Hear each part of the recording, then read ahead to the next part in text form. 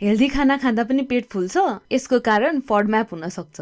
नमस्ते सबैजनालाई। आज हामी एउटा धेरै सुनिने डाइटको बारेमा कुरा गर्छौं र त्यो हो फडम्याप डाइट। सबैभन्दा पहिला फडम्याप भनेको चाहिँ के हो? फर्मेन्टेबल ओलिगोस्याकेराइड, डायस्याकेराइड्स, मोनोस्याकेराइड्स एन्ड पोलियोल्स। यो सुन्दाखेरि एकदम साइन्टिफिक सुनिन्छ, तर सिम्पल वर्डमा भन्दाखेरि फडम्याप भनेको एउटा यस्तो कार्बोहाइड्रेट हो जुन आन्द्राले पचाउन सक्दैन र जब खाना हाम्रो पच्दैन र ठूलो आन्द्रातिर जान्छ त्यहाँ चाहिँ गट ब्याक्टेरियाले यसलाई डाइजेसनको प्रोसेसमा लान्छ र त्यति बेलामा फुड फर्मेन्टेसन हुन्छ। त्यसको कारण ग्यास, ब्लोटिङ, पेट दुख्ने, पेट फुल्ने, कहिले कन्स्टिपेसन र कहिले डायरिया जस्तो समस्याहरू देखा पर्न सक्छ। अब हामी कुरा गरौँ हाई फडम्याप र लो फडम्यापको। Number 1 high FODMAP. High FODMAP भनेको चाहिँ यस्तो क्याटेगोरी अफ खानेकुराहरू हो जहाँनिर चाहिँ फर्मेन्ट हुने कार्बोहाइड्रेट अलि धेरै हुन्छ, जस्तै प्याज, लसुन, गहुँ, दूध, स्याउ र अरू खानाहरू हो। यस्तै खानाहरूले हो हाम्रो पेटमा गएर फर्मेन्टेसन हुने र ब्लोटिङ गराउने। नम्बर 2 लो फडम्याप फुड। यो ग्रुपको खाना भनेको चाहिँ हाम्रो आन्द्राले सजिलैसँग पचाउन सक्छ, जस्तै चामल, आलु, बनाना, अन्डा, माछा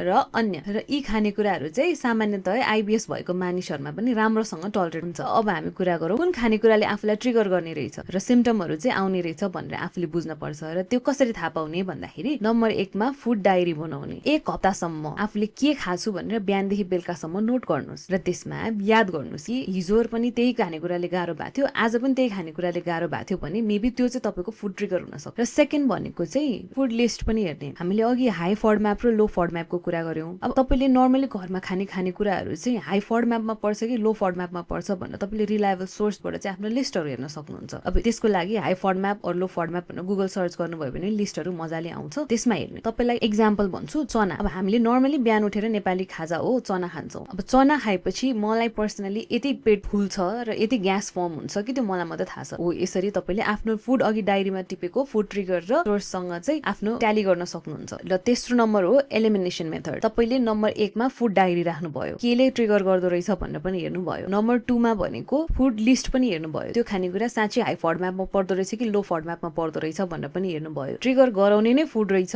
र तपाईँलाई ट्रिगर गराइरहेको रहेछ भने त्यो समस्या भयो। त्यही भएर अब नम्बर 3 मा चाहिँ तपाईँले 1 हप्तासम्म सकेसम्म लो फडम्याप ट्राई गर्नुहोस् र त्यो आफ्नो ट्रिगर भएको खानेकुराहरू चाहिँ अलिकति अभोइड गरेर हेर्नुहोस्। त्यसो गर्दाखेरि तपाईँलाई दिनौँ रूपमा गाह्रो हुन्थ्यो, बिहान उठ्दादेखिको मलाई गाह्रो हुन्छ। कति धेरैजनाले मलाई कमेन्ट गर्नु भएको छ, पर्सनल मेसेजेस गर्नु भएको छ कि बिहान उठेदेखि गाह्रो हुन्छ भनेर। अब हामीले हेल्दी खानेकुराहरू खाइरहेछौँ भन्ने सोच्छौँ तर हाई फडम्याप भइरहेको हुन सक्छ। मैले फडम्यापवाला भिडियो बनाउनुको रिजन एउटा चाहिँ आफ्नो एक्सपिरियन्स पनि छ। मलाई पनि थाहा थिएन कि चनाले ग्यास गर्छ, मसरुमले ग्यास गर्छ, ब्रोकोलीले, काउलीले ग्यास गर्छ भनेर। यो खानाहरू त हामी नर्मल सोचेर खाइरहेको हुन्छौँ, तर मैले पनि यसरी फुड डायरी लिएँ अनि आफ्नो ट्रिगरहरू चाहिँ अनलाइन स्टोरसँग ट्याली गरेर हेरेँ र त्यो गरेपछि मलाई सजिलो भयो कि आफ्नो फुड ट्रिगरहरू के रहेछ भनेर चिन्नको लागि। अब यति धेरै कुरा त गर्यो, तर इम्पोर्टेन्ट कुरा के हो भने जुन लो फडम्याप डायटको मैले भर्खरै कुरा गरेँ त्यो हामीले जीवनभरि फलो गर्नुपर्ने डायट होइन। लो फडम्याप भनेको एउटा बेस लाइनमा बसेर तपाईँलाई कुन खानेकुराले गाह्रो गर्छ भनेर चिन्न सजिलो हुने डायट हो।